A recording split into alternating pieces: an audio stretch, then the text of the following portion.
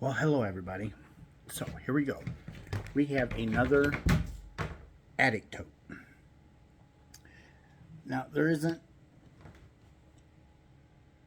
It's all the same yarn, so all the specs will be the same, and I'll try and give them to you. But there is no banding. Okay. Now this is yarn. Um, that I got from Iceland. This is Icelandic wool pencil roving. Okay. So you can see all of the little, see all the hair, all the little hair. Icelandic sheep is a lot different than our sheep here in the United States. It's much colder over there. Their wool is different. And this is a lot warmer than what we pretty much have here. Now, with saying that, I'm not trying to take anything away from our sheep here in the U.S. We have beautiful sheep that make beautiful wool. I'm just comparing the warmth, okay? Not taking away from anything. And this is only my opinion. But all that out of the way. So you've got pencil roving. People are scared to use pencil roving. This is unspun. This has not been spun. Okay? This has been carded, drafted, ready to spin. Okay? Now, you can draft this a little bit thinner when to spin it. Okay? But there it is. Now, watch. I've demonstrated this before, but watch how easy it is to pull apart.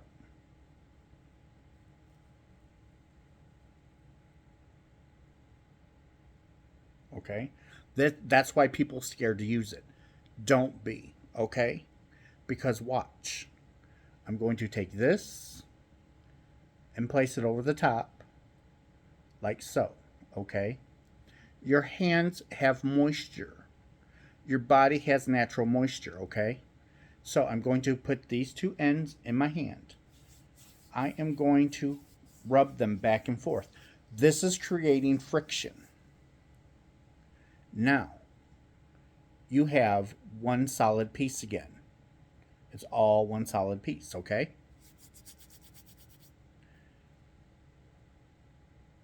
So don't be afraid to use this. Now,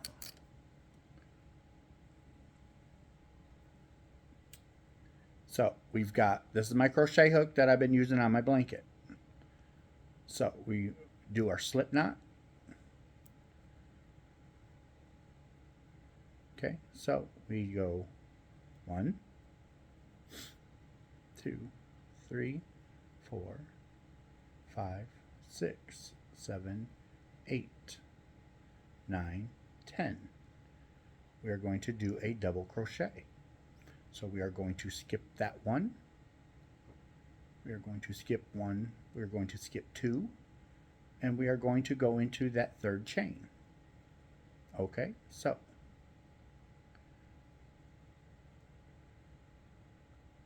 there's 2.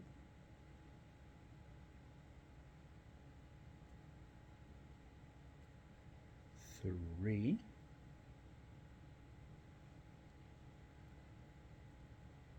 4.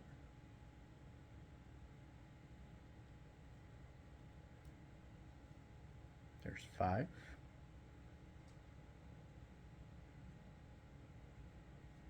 There's 6. There's 7.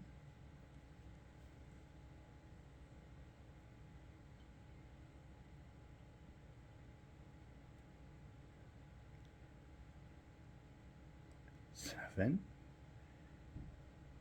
8, 9,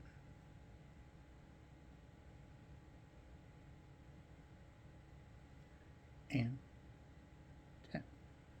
Okay? So we got 10 double crochets.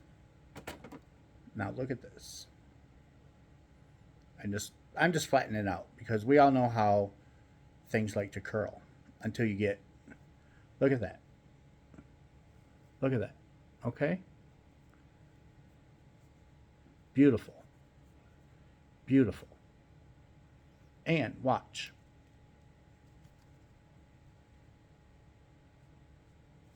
It didn't fall apart now, did it? Not like it did when it's here. Because you've locked your stitches. You've made it thicker. The fibers are bound together. Now, you make a mistake, go slow. Because this, once you start unpulling it, it will fray apart. So, but if you go slow, look how easy that is coming out. Okay? So, yes, it's wool. It's pencil roving. But don't be afraid to use it. Look at that. I can recrochet and start all over again. So, do not be afraid to use pencil roving for knitting or crochet. Knitting is the same as what I just showed you. Once you lock your yarn in, you can tug and tug and tug. It's not going to fall apart that easy. Now, eventually, will it break? Yes. Just like any yarn, eventually it will give. But I was showing you, I was tugging, I was pulling. But to do this, look at that. No effort. And it just shred.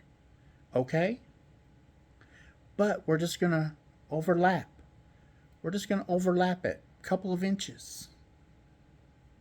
And we're going to rub it between.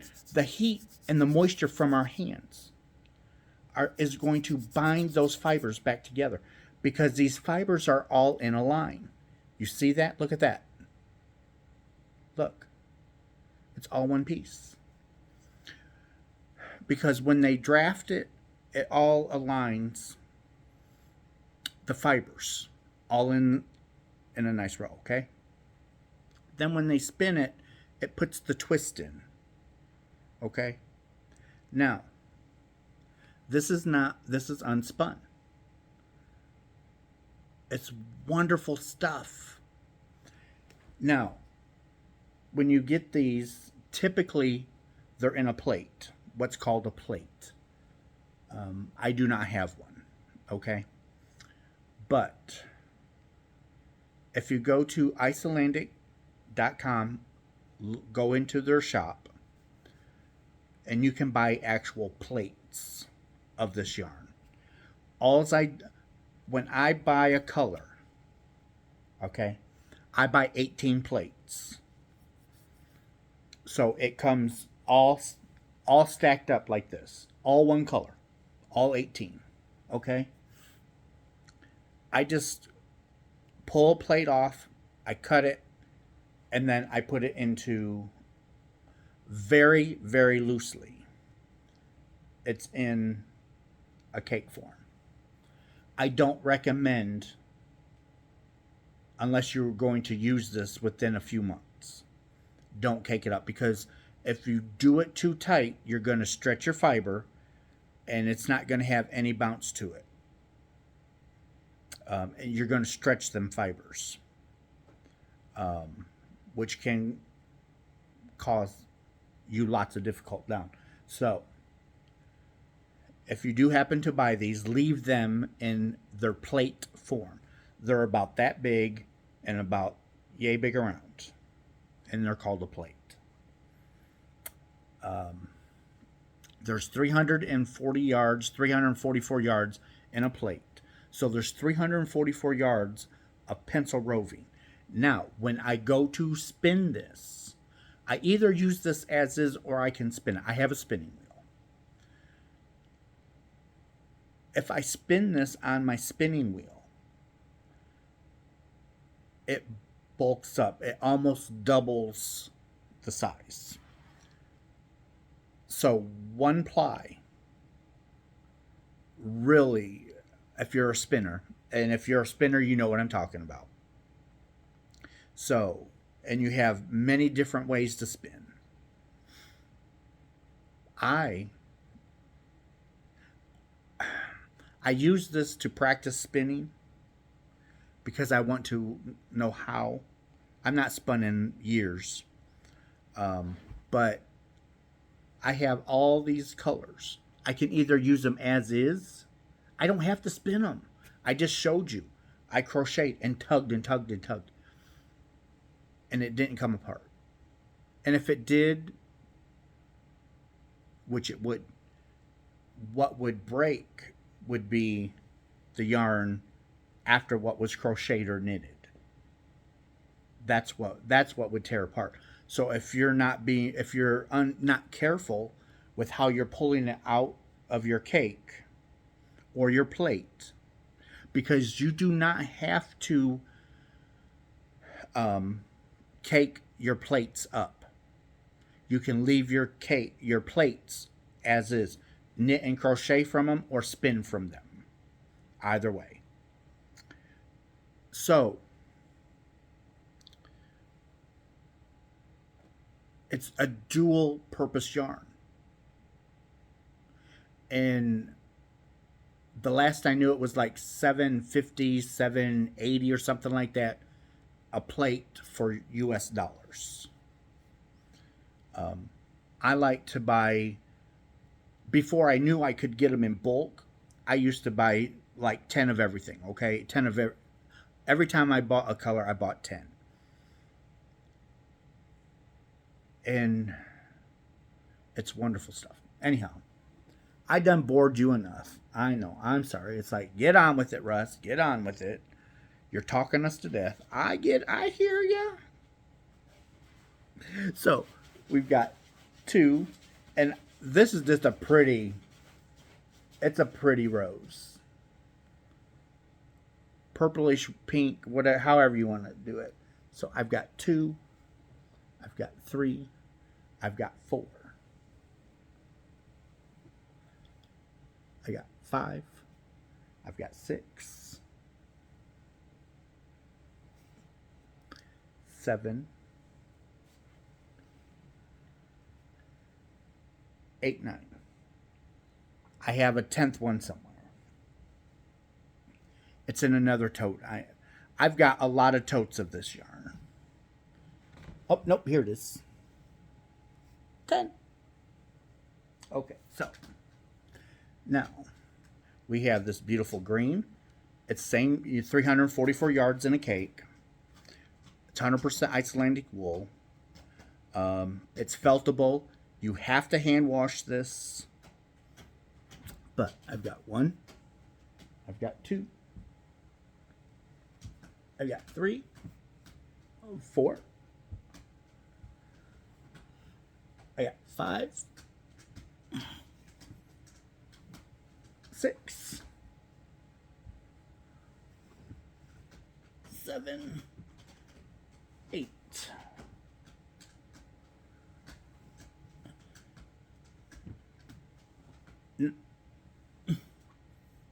9. So I got 9 green. So we've got 1,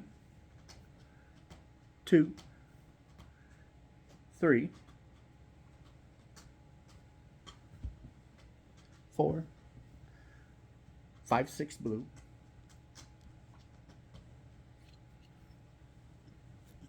And I've got 1, 2,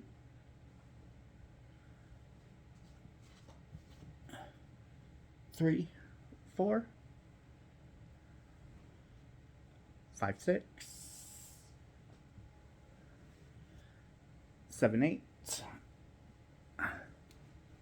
9, 10, And I found my other green.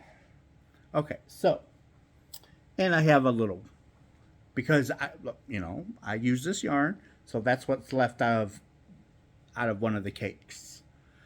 Okay, so let's say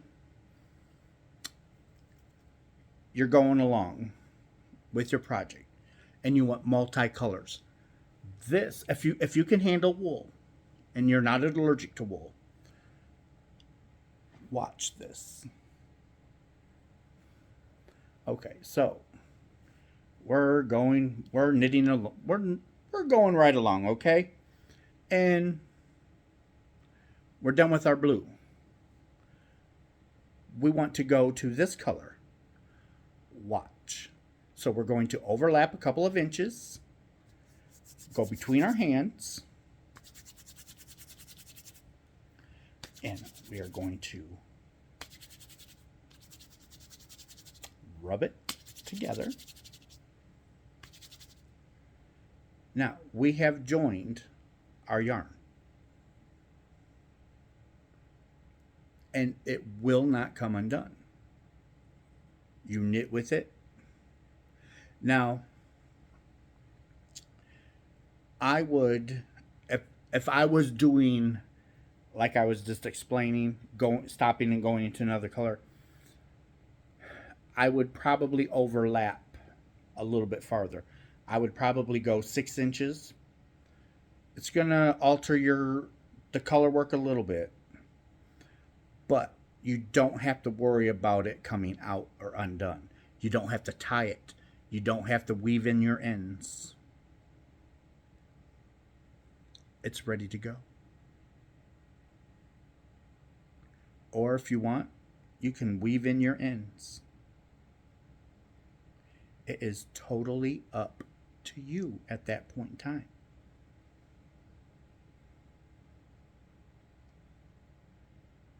Totally up to you.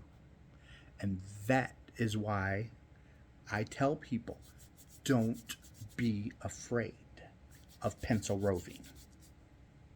Pencil roving forgives a lot. I'm just putting my blue back. That's all I'm doing.